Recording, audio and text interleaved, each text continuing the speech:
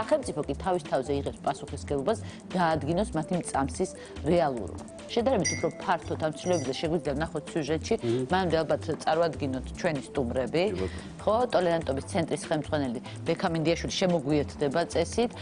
ჩვენთან არის სტუმრად პარლამენტის წევრი პარტია გირჩიდან სანდრო რაქვიაშვილი და ევანგელისტური ეკლესიის პასტორი ზალ ტყეშელაშვილი. მოგესალმებით.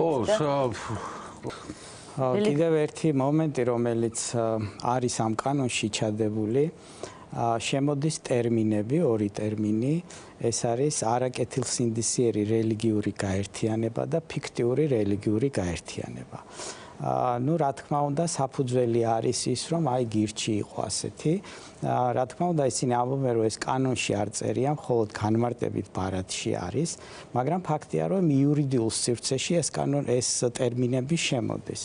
Ну, რა თქმა უნდა, ვინ არის იმის კომპეტენციის მქონე, რომ განსაზღვროს საქართველოში, ვინ არის კეთილსინდისიერი რელიგიური გაერთიანება, ან ფიქტიური, ან ფაქტიური. და მეორედ, ზოგადად კანონი ძალიანაც კარგი რომ იყოს, ზოგადად, ძალიან მნიშვნელოვანია სახელმწიფოს დამოკიდებულება და ღირებულებები. ეხლა ეს ძალიან კარგი სიუჟეტი იყო და დიდი მადლობა, რომ დროს უთმობთ ამისათვის და მადლობთ მოწვევისათვის. ეს სიუჟეტი დაიწყო პრემიერ-მინისტრის სიტყვებით და მან თქვა დაახლოებით ასეთი რამ, რომ საქართველოს სიძლიერე ემყარება ჯარს, თავდაცვას და ეკლესიას. Ну, გასაგებია, რომ გულისხმობს დომინანტ ეკლესიას.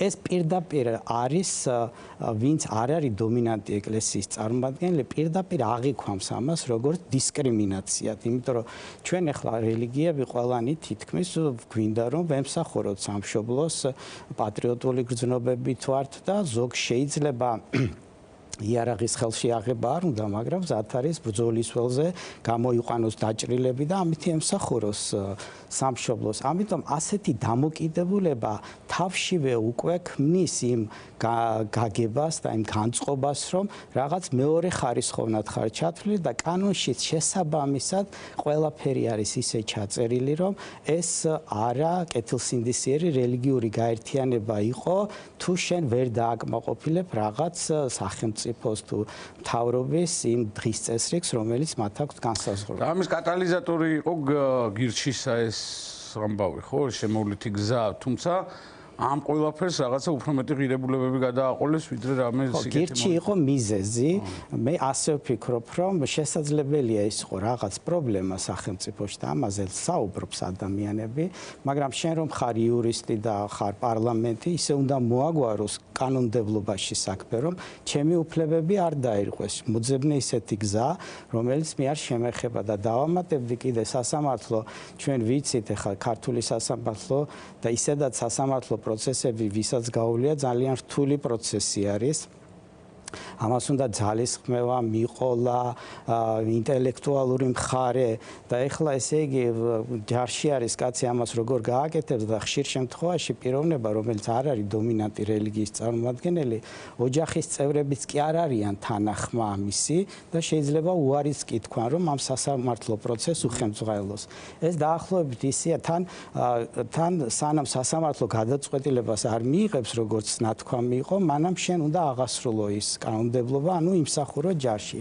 ეს დაახლოებით იმას ნიშნავს, რომ იუდეველებს ან მუსლიმებს უბრძანო ან კანონი გამოვიდეს, რომ უნდა მიიღო ის საზრდო, რომელიც არ არის მის რელიგიაში მიღებული და შეგიძლია გაასაჩივრო ეს, მაგრამ სანამ სასამართლო არ გამოიტანს განაჩენს, მანამ შენ უნდა გააკეთო ის, რაც კანონმდებლობით არის მიღებული.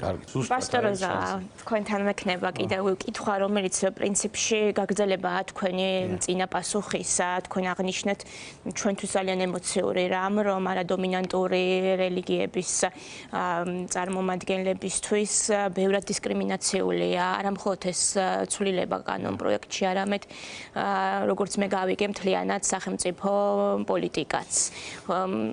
კიდევ ხომ არ გავშლიდით ამ საკითხს? ეხლა მე იმ კითხვას გავშლიდი სხვა კუთხით, ეხლა რადგან მე ამ რელიგიურ სამყაროში ვტრიალებ, ამის სამზარეულო ვიცი, სიუჟეტში არ იყო, მაგრამ ერთხელ თქვა მაღალი თანამდებობის პირმა, რომ ეს კანონი შეთანხმებულია საპატრიარქოსთან. და შემდეგ ჩვენ რო ვთქვით, არა თქვენთანაც არის შეთანხმებულიო, მაშინ როდესაც ჩვენ წერილი გავამზადეთ, რომ არ ვეთანხმებით ამ კანონს. მე ვფიქრობ, ჩათვალი შეთანხმება. მე ვფიქრობ, ხო, ეს დამოკიდებულება ძალიან საწყენი არ ბილად რო ვთქვათ, რომ შენ არ ეთანხმები პროტესტს გამოთქვამ, მაგრამ ისინი არ თვლიან, რომ შენი პროტესტი რაღაცას ნიშნავს. ჩვენ და საპატრიარქო მოლაპარაკებული ვართ და თქვენ წერეთ და იკითხეთ, ეხა ეს თქვენი საქმე არის. ამასთან ერთად მე ასე ვფიქრობ, რომ იყო გირჩის პრობლემა, დასვეს გირჩის პრობლემა და რადგან ჩვენ რაღაც კანონი უნდა მივიღოთ და რაღაც უნდა შევცვალოთ, მოდი ეს სიტუაცია გამოვიყენოთ და რა იყო მიზანი. მე ვფიქრობ, ჩემი აზრით, რადგანაც ვხედავ სიტუაციას დღეს საქართველოში, სახელმწიფო ცდილობს გააკონტროლოს რელიგიური გაერთიანებები.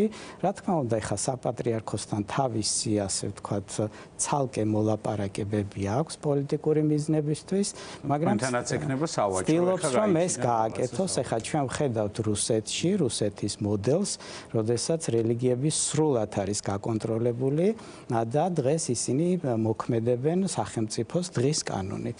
ანუ რაღაც ასეთი სისტემაა შესაქმნელი და რადგან მე ვიცნობ ეხლა ამ სფეროს, ისინი ხშირად ქმნიან პრობლემებს უქმნიან პრობლემებს რელიგიურ გაერთიანებებს, რომ მე ისინი თვითონ გადაწყვიტონ და ამითი რელიგიური გაერთიანებები უფრო დაიახლოვან. მაგალითად, ჩვენ გვაქვს ამის ძალიან კარგი გამოცდილება, ჩვენ სასამართლოში ამ 4 წლის განმავლობაში ვამტკიცებთ, რომ ვართ რელიგიური გაერთიანება და ჩვენ გვიშველა ჩვენმა წარსულმა, ბატონმა ბექამ აღნიშნა და 90-იან წლებში ჩვენ სარჩელიც კი გვაქვს საქართველოს პარლამენტის წინააღმდეგ, როგორც ეკლესია შეტანილი რწმენის თავისუფლების კუთხიდან ნაწილობრივ მოგებული და ამ რაღაცებმა გვიშველა, რომ არ ჩავთვლილიყავით ფიქტიურ რელიგიურ ორგანიზაციად, მაშინ როდესაც ჩვენ ცნობილი ვართ საქართველოში ამდენი ხნიდან და დღესაც ესე იგი, როდესაც სასამართლოს ვეხებოდით, ჩვენ ვხედავდით, რომ სასამართლო სისტემაში რელიგიური ცნობიერების დონე ძალიან დაბალი არის. ამიტომ რელიგიურ გაერთიანებებს ძალიან გაუჭირდებათ რაღაც ამტკიცონ, პაციფიზმი იქნება ეს თუ დაუშვათ ის, რომ რაღაც ალტერნატივა და ჩვენ ესე იგი ამ და კიდევ იმის თქმა მინდოდა, რომ ესე იგი სანამ სასამართლო გამოიტანს განაჩენს ამ კაცს ეკუთვნის თუ არა ალტერნატიული სამსახური, შეიძლება ამ კაცმა უკვე დაამთავროს ჯარი, ასე ვთქვათ, მოიხადოს და ჩვენ შემთხვევაში მაგალითად ჩვენ ყალბისაბუთები შეგვიდგინეს და შეტანილი არის პროკურატურაში, პროკურატურა ჯერ კიდევ იძიებს 4 წელია, მაშინ როდესაც სასამართლოები უკვე მორჩა და ჩვენ დავდექით ფაქტის წინაშე, რომ ჩვენი სამლოცველო სახლი უნდა დავკარგოთ. ანუ მე ვფიქრობ, რომ ჩაგეკითხებით შენობის პრობლემაზეა შენობა დიახ, ჩვენი შენობის წართმევა დადგა და მიზეზი რეალური, ანუ ობიექტური მიზეზი ის არის, რომ ჩვენ უბრალოდ გადავწყვიტეთ ეკლესიამ ხმამაღლა ვილაპარაკოთ და თქვათ ის, რასაც თვლით სწორად. კარგი, სამწუხაროდ ჩვენ დრო ამოიწურა, ძალიან დიდი მადლობა. მადლობას გიხდით ძალიან მომზანებისათვის და ჩვენ ხვალ შევხვდებით უკვე ცირაელისაშვილთან და დათო ტურაშვილთან ერთად, ესე რომ დაგველოდეთ. ახვამდის.